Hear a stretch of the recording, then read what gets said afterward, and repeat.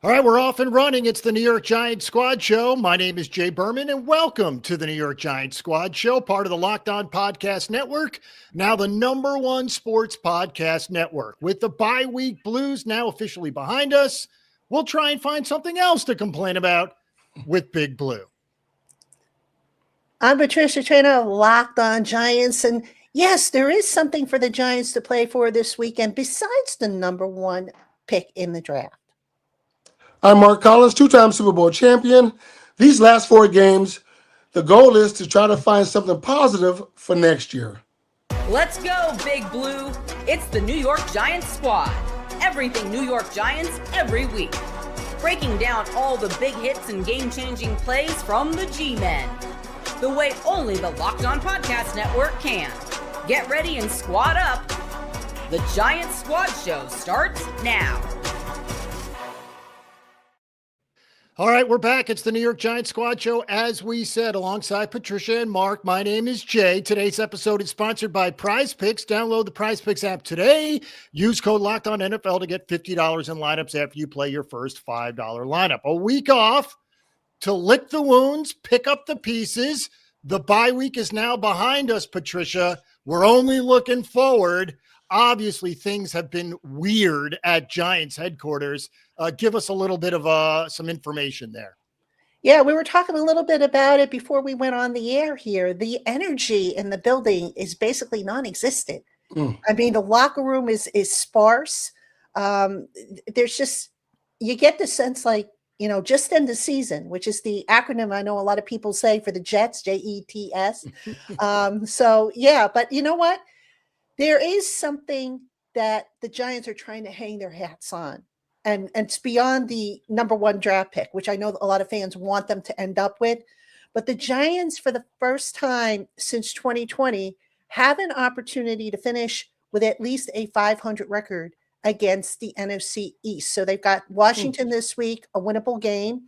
Dallas in the regular season finale. If they can win both those games, they will finish at 500 against the division, which is something that they are trying to hang their hat on. And again, that will be the first time since 2020 when they went 4-2 against the division opponents that they can, maybe feel good about going forward. Mark, what a sad situation we have. Yeah, when you got to hang your hat on that, that's bad. Yeah. because most of those players, a good chunk of them won't be back next year, right? So, the guys who are playing for that, they're not. It's just a sad situation that the Giants are in, and that's something that they put themselves in themselves. But moving forward, these last couple of games, I'm looking at it as what are they going to do to move forward? We could talk about the players a little bit later, the nucleus of guys they have there to build on, and I think they're there. But the biggest thing, and we'll talk about this later, is the coaches. What coach is going to be there? All right, Patricia, we took notes. You wrote down self-scouting, and I definitely want to get into that because there'll be a lot of that over the last month, especially since they're not playing for anything. That is a very interesting dynamic at play with players who aren't sure they're going to be here next year. Well, if they're not here next year, maybe they're someplace else. Self-scouting starts with what have I done well and what haven't I done well, and what can I do these last 4 games to improve in the eyes of not just my current team, but the other 31 around the NFL that might be interested in me if I'm not back here. So, a lot of times we hear self-scouting and people are like, what does it really mean? Is it really going to change anything? No, it's not going to change the scheme. Because the scheme is what it is. It's not going to change the coaching situation. That is what it is. But each individual can maybe reach down and say, okay, what can I do to ensure that I improve my standing in terms of the rest of the league and my team? Mark, how difficult is it for the leaders to look at guys who are maybe not taking part in interviews, maybe not taking part in treatments or practices as much? What does it say, or what do the leaders say to the rest of the team? Well, at this point, whatever they said then and the stuff is still happening now because that's what they are. It's not working. So no matter what they say or said, it's just not working. At this point of a season, when everything is gone by the wayside, you're going to find a lot of these players are playing for themselves. And to a point, that could be a bad thing. But in this point, it could be a good thing because these guys are playing to make another roster somewhere else and trying to stay with the Giants. So for a veteran player who's been there, like a Russell Wilson, Jameis Winston, those guys like that, I'm not saying they checked out, but at this point, their words are not resonating because there's nothing that they've said to some of the rookie or younger players that has not changed. So now you got a team and a coaching staff in a situation where it just looks bad all the way around for the whole organization. Patricia, there are very few things that I guess players and coaches can do these days that would make us smile and put some good feelings back into it, some good vibes. But again, they have huge issues. So what are some of those huge issues moving forward that we need to get, pick apart here? They don't have an identity, and they haven't had one in I don't know how long. Yeah. I mean, that's, excuse me, that's the first thing. How can you play winning football if you don't know who you are? I mean, we all have identities, I mean, I identify as a writer more so than a podcaster, even though I like to think I'm getting a little bit better at podcasting. Mark Collins identified as a pro cornerback as opposed to a wide receiver. We all have identities. We know where our strengths are. I don't get a sense that this Giants team has a clue as to what their identity is. Are they smart, tough, and dependable? Well, we haven't seen it. Are they smash mouth? We haven't really seen that. Are they, the greatest show on turf part 2? We haven't really seen that. So who are the Giants? That's what they've got to figure out. How do you figure that out, Marcus? It's an excellent question. We don't know what the Giants are. Well, you can't. Well, you can. I should say you can't. When you go to camp, every coach, every player, offensive, defense, special teams, you know what you are. You can look across all the talent and go, you know what? We got a solid defense, or we got a great offense, and we can make this work, but we got to play within each other to make it work. Example, when you played in the 80s and 90s, you knew the Bears had a strong defense, but a so-so offense. So the Bears knew they got to lean on their defense to help the offense, work hand in hand. Same with the Giants, 86, 90, though we had great players on both, but that defense was solid. You know what you have in camp. Can you change during the season? Yeah, slightly, but you are what you are. And for the last few years, watching the Giants, everybody's talking about all these great wide receivers and all whatever. And Patricia's right. There's not been an identity. Every time the Giants play a game, you always talk about individual players, but never the solid part of a team. Offense, defense, smash mouth, big play, whatever. You never seen that with the Giants over years, so they are what they are. And at some point, whoever comes and takes over that organization, that coaching staff, that coach that team, they will put a stamp on what we are. This is what we are. This is what we do. Come and get us because we're going to get you. It's funny because there might have been an adjustment to Jackson Dart and Cam Scatterbo as far as an identity, but they both got hurt. So it's like it's hard to implement, if you will, that identity, Patricia, when you're not there and you're not playing. Yeah, you're right. I mean, and also, they're rookies. I mean, no disrespect to rookies. They were trying to change the culture, more moxie, like I've talked about on this show, more of a winning attitude. And you're right. Now, you take Cam Scatterbo out of the picture, even though he's back kind of, working with the team behind the scenes and in terms of being there while he rehabs. And you don't have Malik Neighbors, who was another guy who was starting to speak up and find his voice. And, what do you have? You just, people say, oh, culture, which I think is one of the most overused terms when we're talking about football. It's like culture this, I mean, what's your identity? That's your culture. And the Giants just don't have one. It's go ahead, Mark. No, I concur. I mean, it's what it is. And it's like I said before, if you're not known for something, you're not known for anything. So every time you're playing the Giants, other than just losing, that's what they're known for, and that's bad. It's uncanny. It's uncanny No. where we are, and I know we've used that word many times here over the however many months we've been doing the show. It's uncanny how we're in a spot, Patricia, where we don't have any answers. Not only that, we don't even have the path to answers. There's a lot of uncertainty, and obviously they're going to need a new head coach. But what about the GM? Is he going to hang around? I know what the announcement said that was released last month. I don't believe that Joe Schoen is a slam dunk to return. If they lose these last 4 games, how do you justify his return? You can't, because look, I know ownership separated Dable and Schoen. They said, oh, they're not necessarily on the same ticket. In a way, they were, because they were brought in together. All right. And you go back and you look at the history. They did their press conferences together. They, were hand in hand in making the decisions.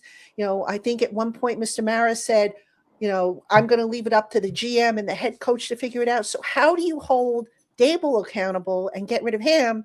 But Joe Schoen is still there. And you're saying, okay, well, he's going to lead the search for the new head coach. Now, maybe it's because, okay, look, let's get a jump start on it. Unfortunately, Mr. Mara is sick.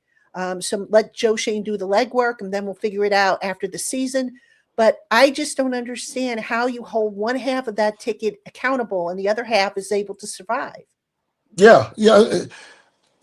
Here's my scenario. You give the Maras, give Schoen, the captain, the materials to build a ship. He builds the ship.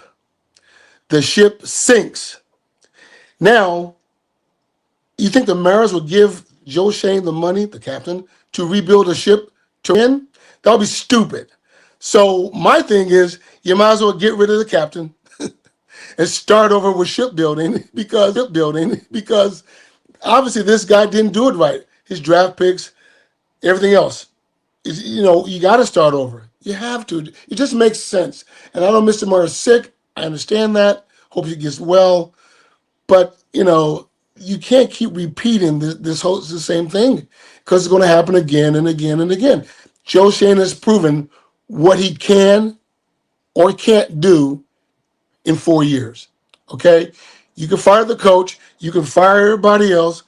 But if that captain of the ship is still there, you're going to change sailors, and the same thing is going to happen. So I just think you got to clean the house. All right. Guess who was out of the house this week? That's Brian Cox.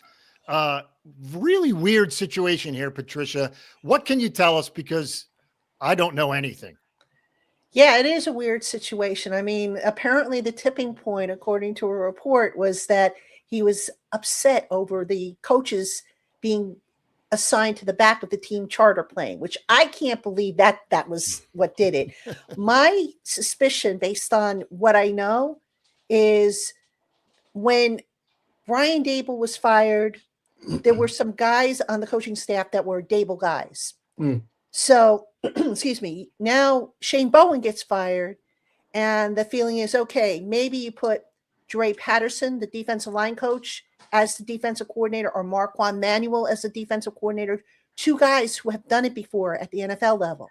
Charlie Bullen has never done it before at the NFL level. No disrespect to Charlie. He's a good coach, but he's never done it before. So I'm not sure how that makes sense. Now, that being said, Charlie Bullen has a tie to Joe Schoen. The 2 of them were together, I think, down in Miami. So when you start piecing things together, you have to ask yourself, okay, is there favoritism going on here? What exactly is going on? Are we really doing what's in the best interest of the team? And Brian Cox, as a player, and Mark, I'm not sure if you played against him. Yeah, I did. He was very outspoken. Yeah. Right? He let you know what was on his mind, and he did not mince words. So you kind of wonder, maybe Brian Cox was, did he say something? Did he say, what are we doing here on defense? Why is Charlie getting this role over Dre or over Marquand or whatever? So that's my guess on what is going on. It was just everything kind of came to a head.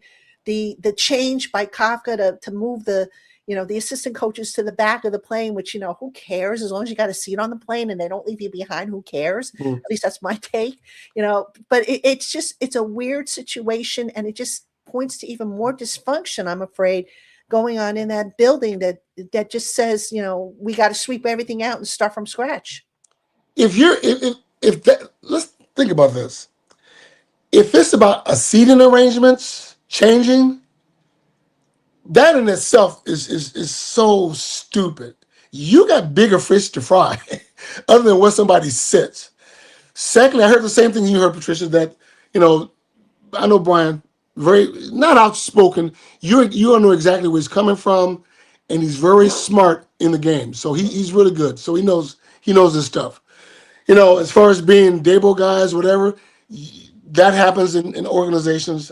Never went through a firing like that though, but I can kind of see that happening.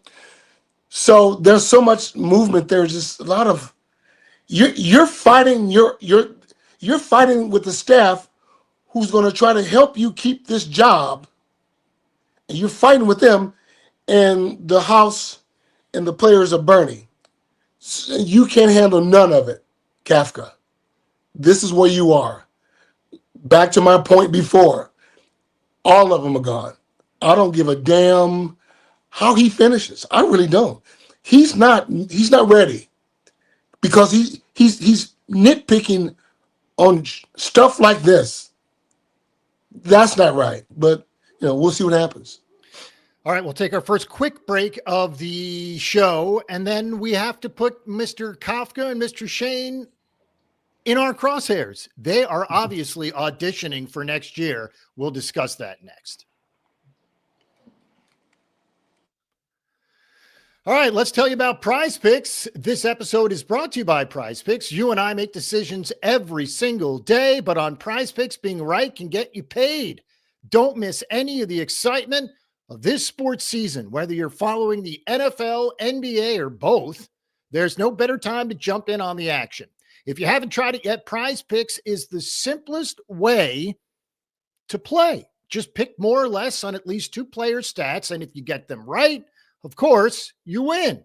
It takes less than 60 seconds to make your lineup, and you can play anywhere Prize Picks operates. That includes California, Texas, and Georgia.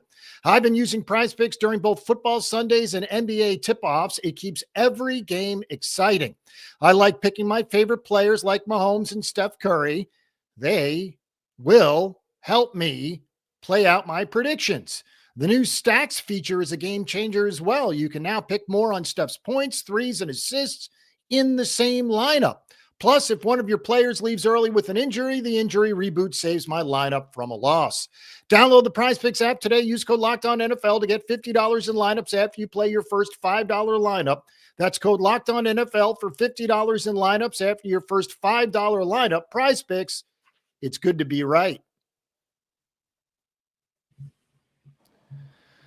All right, so we're back, and obviously Kafka's on audition. Some people think Mr. Joe Shane is as well. I happen to agree. They're all playing for their jobs, so to speak. Patricia, what do these last four games signify for both Shane and Kafka? Well, I mean, if they run the table and they win all four, maybe you say, okay, Shane, you stick around. But here's the problem. I mean, 4 games to me is not going to erase 4 years of damage. No. It's just not. I like Joe. I have a lot of respect for Joe as a person, really good dude. He came in here having never been a GM before, paired with a guy in Dable who had never been a head coach before. And one of the complaints, if you will, that I have about the setup with the Giants is they've got a lot of voices making decisions or giving input into decisions. Now, Mark, when you played, you had George Young as the GM. Mm-hmm. George Young, he was the lone voice. He decided who got what kind of contract, who came in, trades. He had autonomy over the coaching staff. That's what the Giants, in my opinion, need to get back to. Now, I don't know if there's another George Young out there, but when you have 50 million voices, and not just ownership voices, which, they're entitled to give their opinions, obviously. But when you have, the assistant GM, and you have Dennis Hickey, and you have Chris Rossetti, and you have this guy and that guy and that guy, how do you reach a consensus? Everybody's going to have their own opinion. And then if you're Joe Shane, and you're still, quote unquote, learning on the job, how do you sort through, what makes sense and what doesn't? At some point, you have to have a conviction. And Joe said, in his presser a couple of weeks ago, he said, look, I've made mistakes. Yeah, you have, and one of them, in my opinion, is just having this big committee around you and saying, oh, it's an organizational decision. Well, heck, do you ask the people in the cafeteria for their input too? You might as well if it's an organizational decision. If this organization, well, let me back up. If Joe Shane says he made mistakes, right? Because he's probably listening to too many damn people upstairs above him. So he can't blame them. He's got to take it on himself. And I agree. There's a lot of voices in his ear. And does he make the final call? I don't know. But I would say this. If you bring a guy in to the biggest media market in sports and a flagship franchise who's never been a GM before, and they bring a coach who's never been a coach before, and you give them this organization to run. And now we're finding out that Joe Shane really doesn't have complete autonomy to do it because there's 6 to 7 other people, voices in his ear. That is a recipe for disaster, and we'll take it back further than Joe Shane. We'll take it to the previous coaches and so on and so on. So there's a pattern here. Now, do the Giants self-police themselves upstairs? Who's policing the police? Are they going to try to take positions away from, well, you can't take away ownership because in ownership, they got some of the nepotism that goes on through that as well. There's a lot in there. So, at some point, man, even the ownership and some of their I'll use the word lackeys, just got to shut the hell up and let the guys who you pick to run the organization and buy the groceries and players or whatever, let them run it. Don't tell them what to do. Let them run it. And if they fail, then you fire them. But I digress. Based on what I know with Joe Shane, you're only as good as your track record. So, whether who's to blame, the people who are talking to him, they're not going to fire themselves. Joe has got to be the fall guy because Dable already fell. So that's where it is.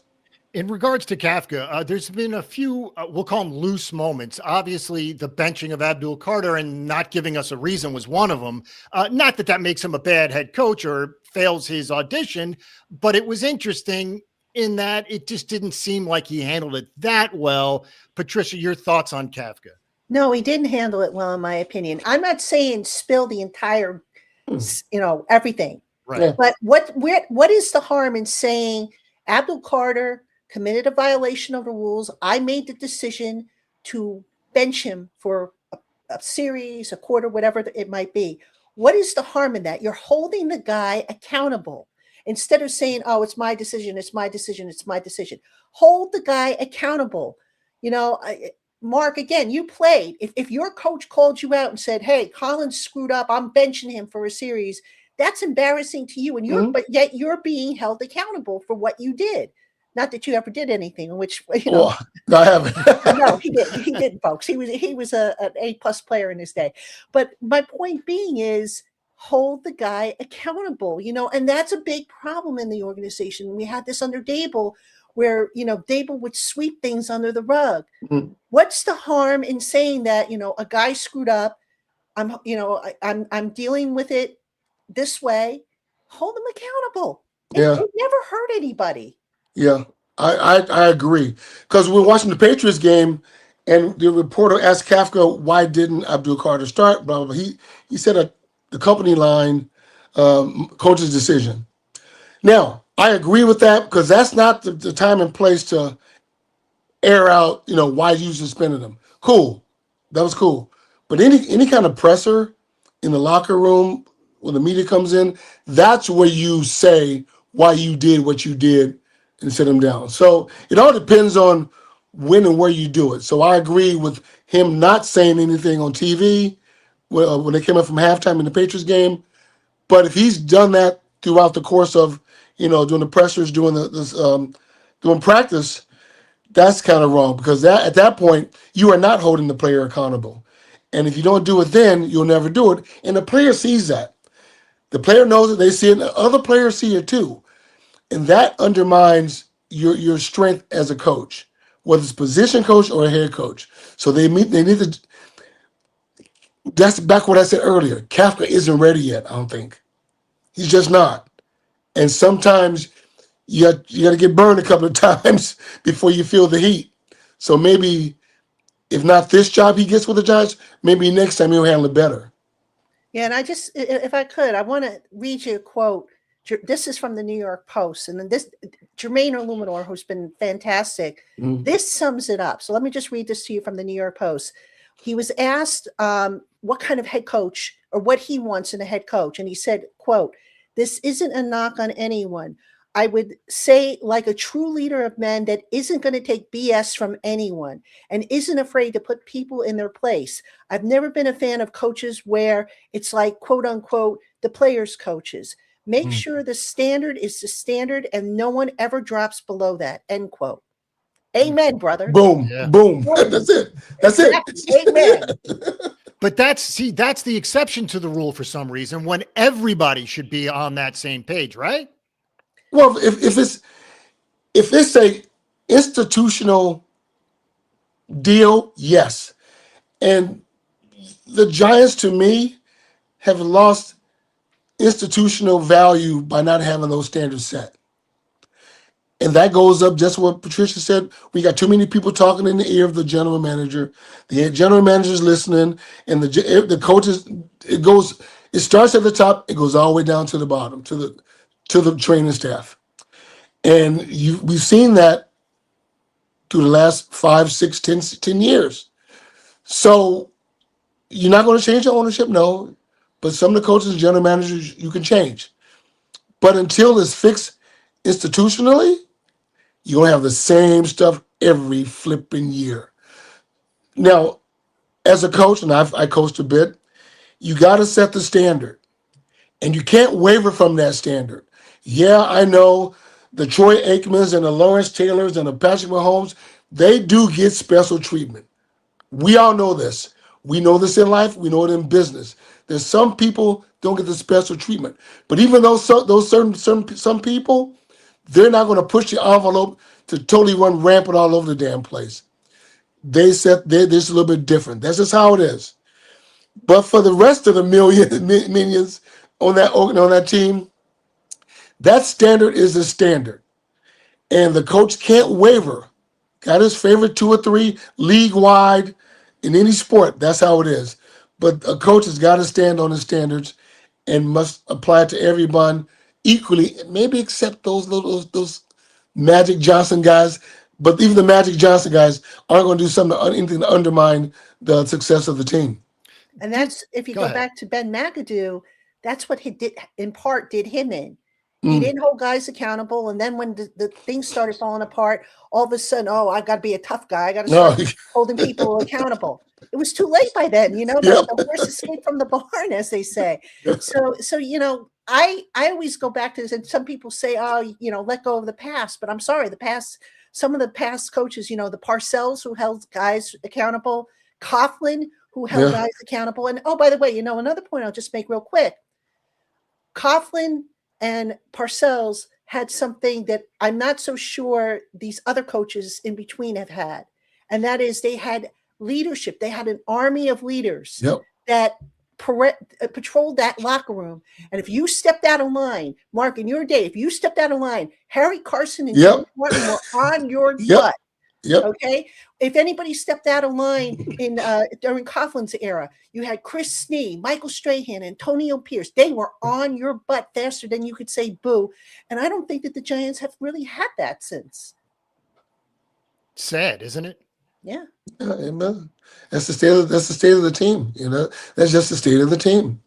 Sad stuff. All right, we'll take a second break here. We got to do injuries and, of course, coaching rumors because there is a big one out there. We'll do all that next.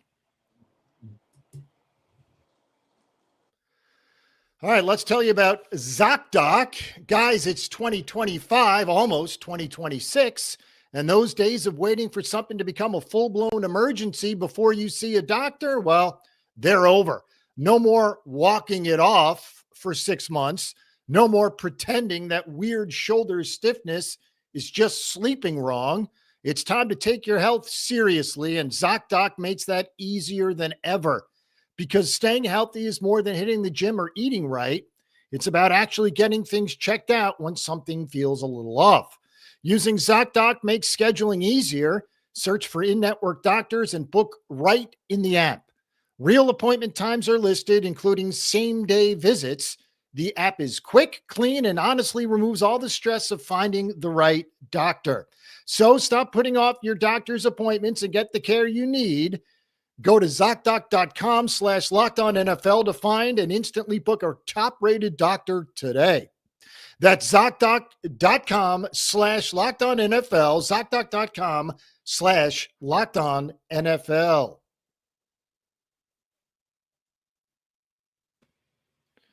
All right, we're back. And obviously, there are some injuries. The punter, for one, who has just been awful. Thibodeau, who we need to get an update on. But obviously, those are key spots there, Patricia. So let's start there. Yeah, the Jamie Gillen has a knee injury to his kicking leg, his left leg. But as you said, Jay, he hasn't been very good this year. And look, I get the advantage, why coaches like left-footed kickers, especially at punters. Yeah. But give me a punter, and I don't care if he kicks left-footed, right-footed. I don't care if he kicks the ball with his head. Give me somebody who's going to flip the field, which Jamie has not done a good job of this year.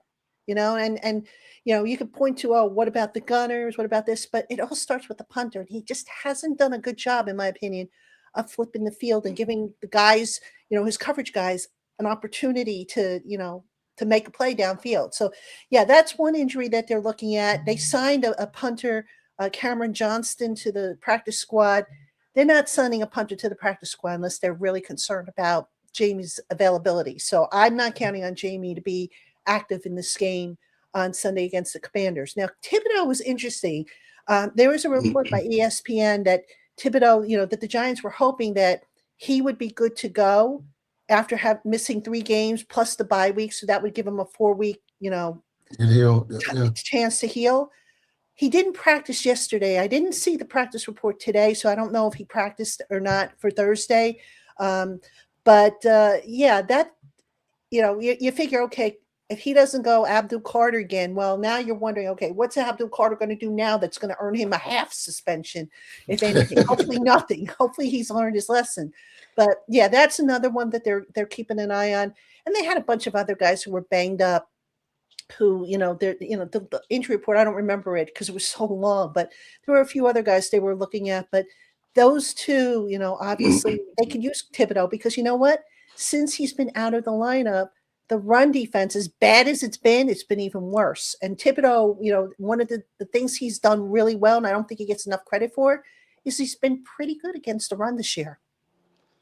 Give Thibodeau another week. I would let him sit out another week if they had to, and go for the 3-game stretch and let him play and that kind of stuff. As far as the punter, I wouldn't punt if I were the Giants.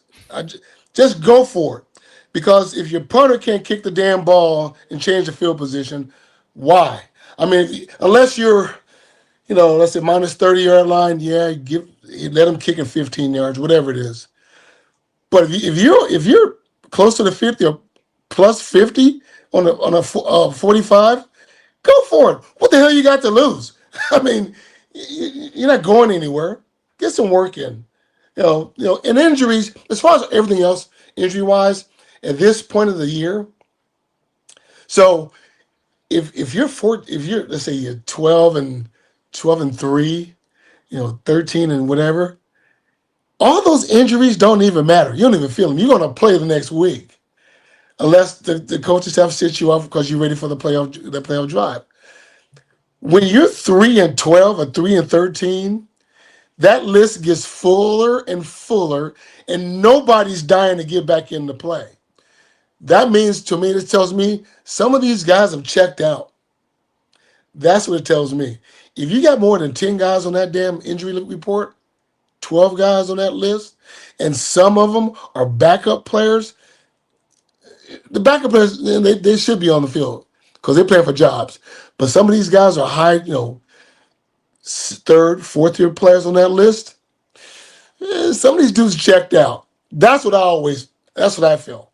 So, hopefully some of these guys who want to play get back in there and play. But, I'm not too concerned with the injury report other than Thibodeau.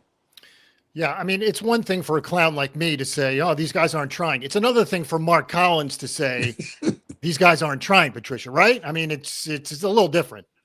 Yeah, and he's right. I mean, I covered this team for a long time, and I hate to say it, but through the years when the team has had bad seasons, there have been guys that I know for a fact have checked out. Yep. And, suddenly, oh, gosh, I broke my fingernail, so I'm going to come out.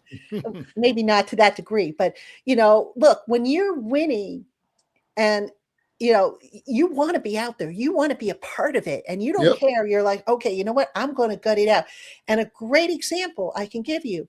Look at Daniel Jones before, unfortunately, the Achilles. That dude was playing on a broken leg. How many people would go out there and play on a broken leg if their team was 2-11 and not out of the playoffs? Nobody that I would know of. No, because they were winning. That's why, right? Exactly. Yeah, so winning cures a lot of things. A lot. Yeah. Go ahead, Mark. No, I was just going to say, when you're winning, it doesn't matter. You could have a broken wrist, fractured ankle, whatever. You want to be a part of that drive. Because if you got that 12, 13 game stretch and you want to go to the playoffs and part of the Super Bowl, you want those video clips that come out that you're always in them. You don't want to be on this, not playing that final drive and not playing in the Super Bowl and not being part of it. So that's why guys like Daniel Jones did what he did. That's why Ronnie Lott cut part of his finger off to stay in the game. That's why people do stuff like that. It matters. Now, quite conversely, if they were 3-10 and they're not going anywhere, I know Ronnie's going to play regardless. But some players, man, the car's already loaded. They checked out going to Tahiti. This is happening. Cars running in the parking lot. They're going to stay on that injury list as long as they can. As long as that check is still cash, it's cashable, you deposit it, they're going to do it. So hopefully these guys aren't doing that. But based on my 13 years in the league, as my grandfather used to say, I seen it. So I know. Yeah. It's funny. We need to get into Notre Dame here. This is not a Notre Dame show, but there are some interesting things happening. One, they didn't make the playoff. Two, their athletic director spouted off. And I'm wondering, Patricia, if that makes the Marcus Freeman situation a little bit more, considering the athletic director said some things he probably shouldn't have. It could. I mean, look, we're all human at the end of the day. So yeah, it absolutely could. And look, I think with most coaches as well with most players, it's about pride. Mm-hmm. So if you can come and on a white steed to save a floundering franchise in the biggest market in the country, you don't think that's not going to be appealing to somebody's, ego, if you will? But that being said, I've heard obviously the Freeman to Giants rumors. I still say, before we get too worked up and say, yeah, let's do it.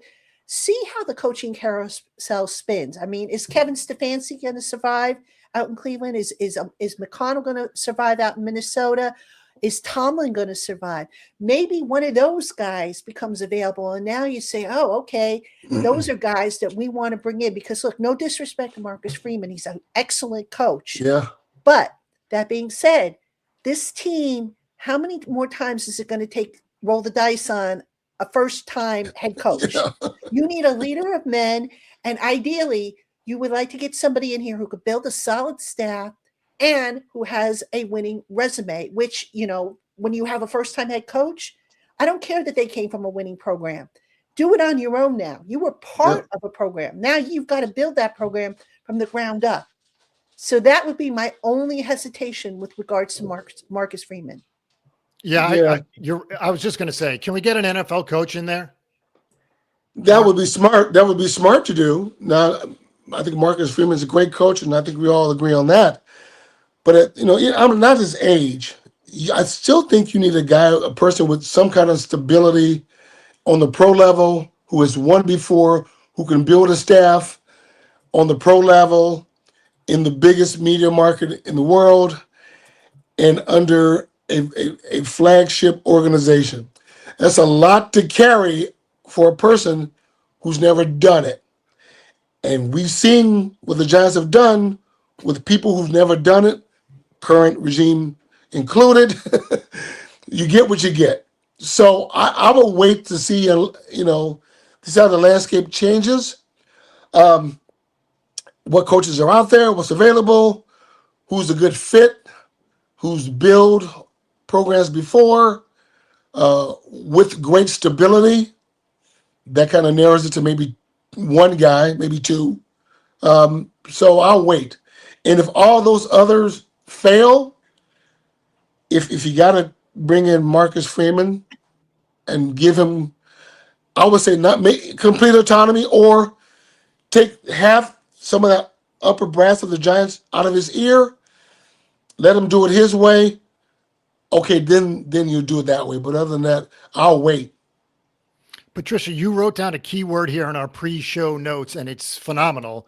It's uncertainty. And I just keep thinking, from top to bottom, there's uncertainty.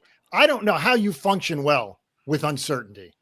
Well, if you're talking these last 4 games, I'm not sure you do. I mean, you basically, now, instead of maybe playing as a team, you're playing for yourself, which is really not the way to do it. You want to play, within the structure and play off of each other, as Marcus said so many times.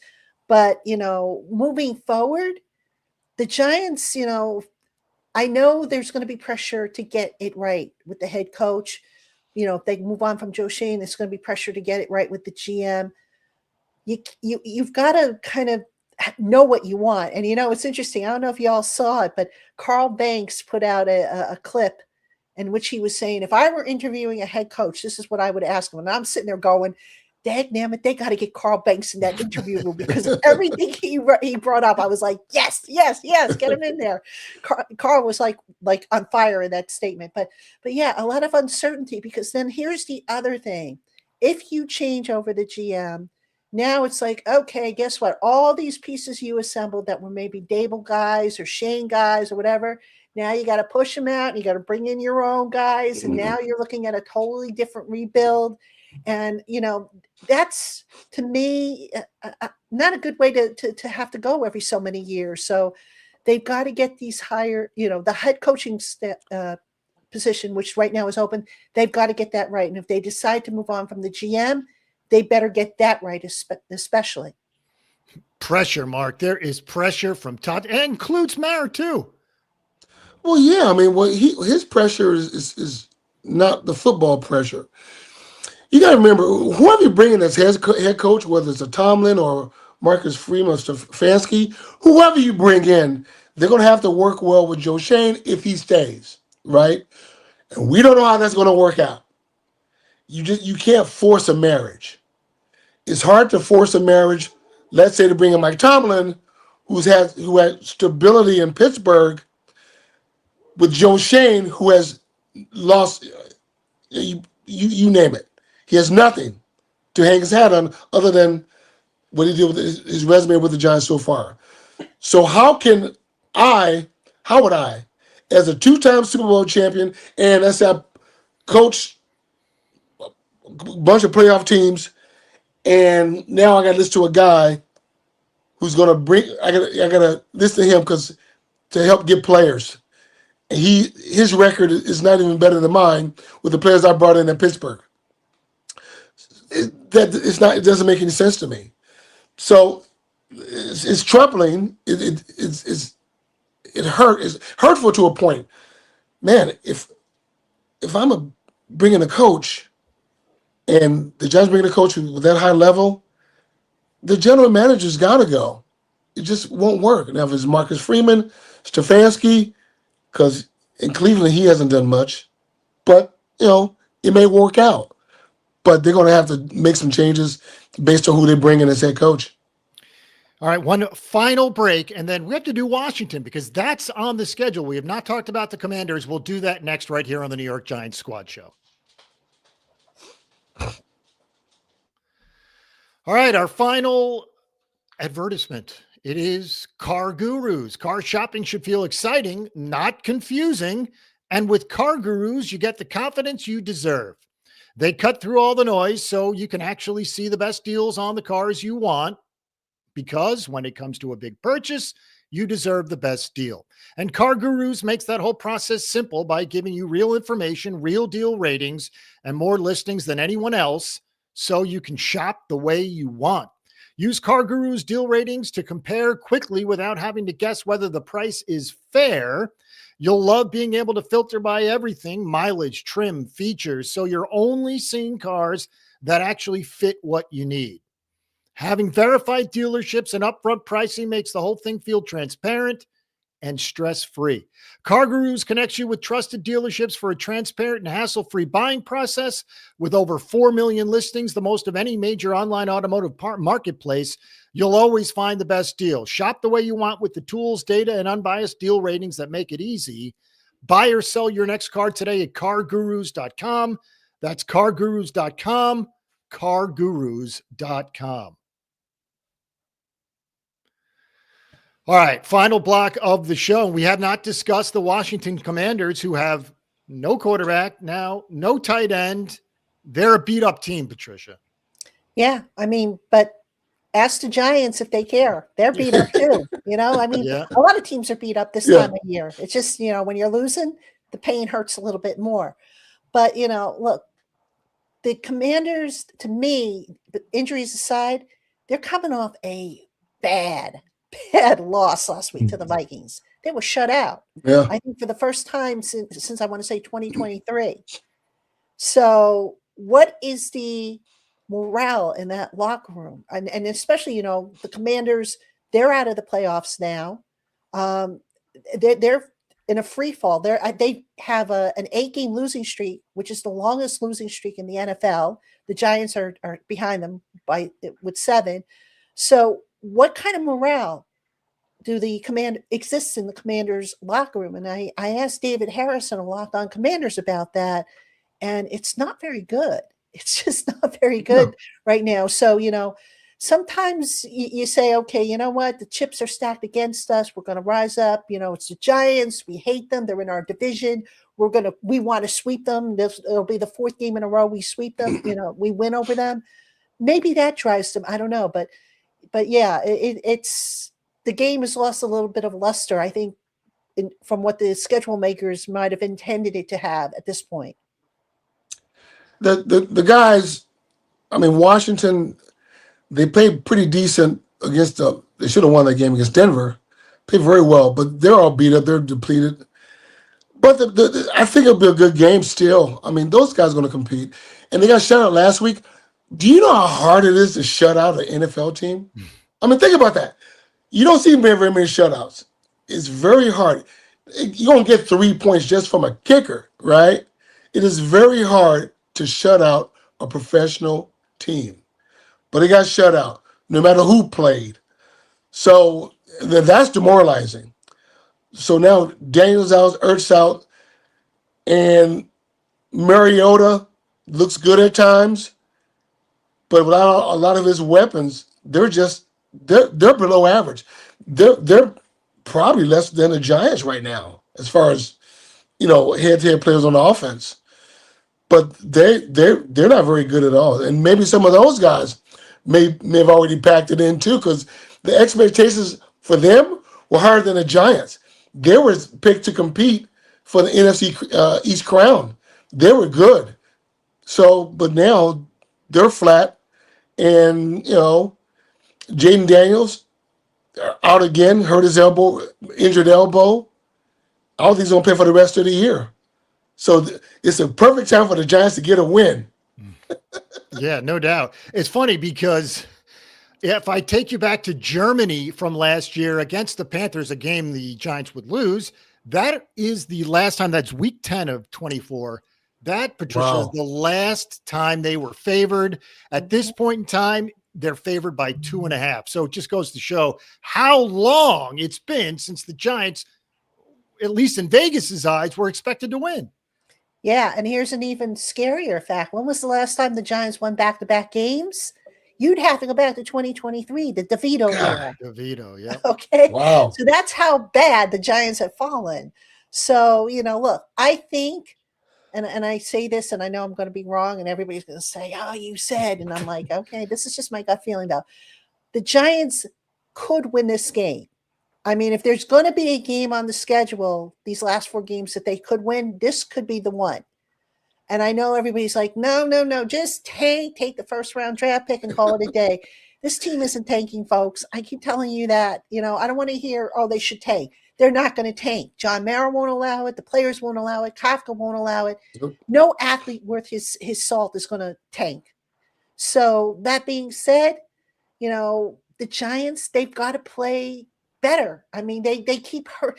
The Giants have been their own worst enemy. Yeah. You know how many times I have started a Locked On Giants podcast or written an article saying that the Giants beat the Giants, not Team X beat the Giants. The Giants beat the Giants because they just can't get out of their own way. They lead the league, I think, in pre-snap penalties. I think they're second or third in penalties on offense. The penalty yardage is second in the league. I mean, you can't have these mistakes and expect to win because you're just not good enough. You don't have a full stack that you're playing with to overcome these mistakes that you make. That's coaching. Yeah, that's coaching. That's why he got fired. There's so we could beat this dead horse all day long. I mean, the Giants, honestly, they had players in place to win, to have a very positive season. Some of the decisions, as Patricia made, they beat themselves. And that's it. They didn't get blown out or one team was way, way better than the Giants. They beat themselves. Fourth quarter collapse, all this other stuff. That's because coaching, attitude.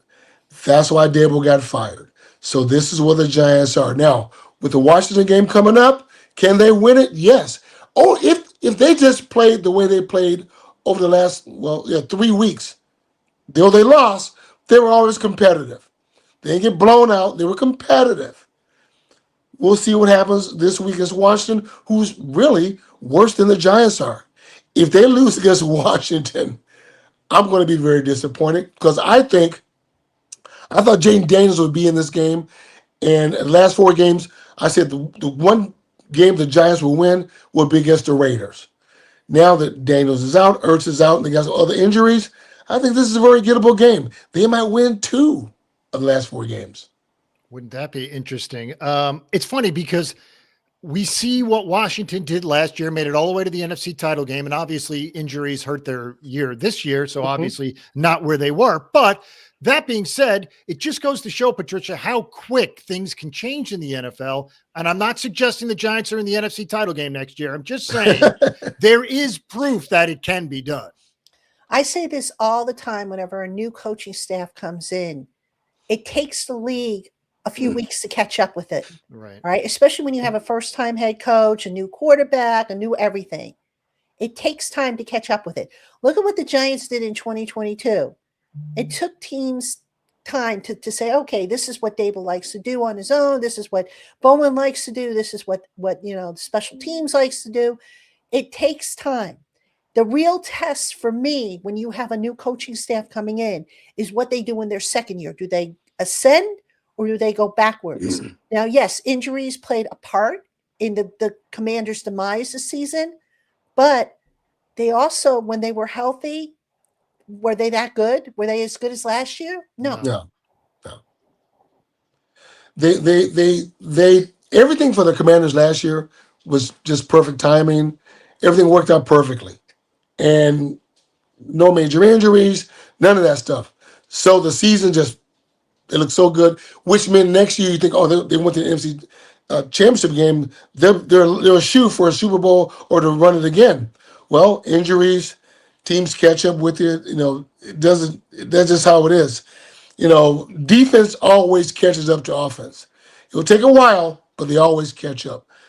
Good hitting, good pitching always beats good hitting. It just does. Good quarterbacks in your first year, they'll catch up to them. Defense will catch up and slow that stuff down. And you're seeing that this year. But, you know, Washington, no matter what happened to them this year, injury-wise, I'm glad it happened to them. Because now we're going to talk about the Giants being better and can beat them this game coming up. This is one of the most if not the most winnable stretch, or at least games that we think that they can win. Minnesota's down. Obviously, Washington's down. We know how bad the Raiders are. Dallas will be interesting, especially last week of the season. But these are, for the first time this year, Patricia, it's like we're looking at these couple of games, these couple of weeks, and actually finding wins. The Giants are facing 4 opponents who have a combined strength of schedule. I think it's 345, which is the second easiest strength of schedule remaining of what's remaining. Right. Of those teams, only Dallas is at 5. I think at 500. They're 6-6-1, if I'm not mistaken. Yeah. But everybody else is below 500. Theoretically, you would think that the Giants can find a win or two here. But that being said, the Giants haven't exactly been able to come out with wins. So while I'm kind of optimistic, I'm not going to, if I were a betting person, which I'm not, I wouldn't go staking my mortgage on it because something always happens. And the Giants, like I have said, they're competitive, but they always find a way to beat themselves. Yeah, Mark, go ahead. Yeah, it's coaching. Once again, I mean, Gable's gone that calf because they're the same stuff still happening. But they're competing. They're playing very competitive. I have not seen one player actually packing in. I can question some of the effort, make a tackle or two, but none of them are laying down. And I think most of them are seeing, I said they should know you're playing for a job through other teams, other 31 teams. And you don't want to embarrass yourself. You want to embarrass your family. You don't want to embarrass, nobody like that. So you're going to play hard. You're going to compete. Always compete. Keeps you in the game. Keeps you focused. And hopefully they'll get a win by just competing the way they've done over the last few weeks. Hopefully, they don't lose, but I like the competition. I really do. And hopefully they'll continue. All right, excellent stuff from everybody here. Again, the Giants will face the Commanders on Sunday. Should be fun. Again, Commanders, Vikings, Raiders, Cowboys to finish. 4 more games to go. For Patricia and Mark, I'm Jay. We'll see you soon. God bless.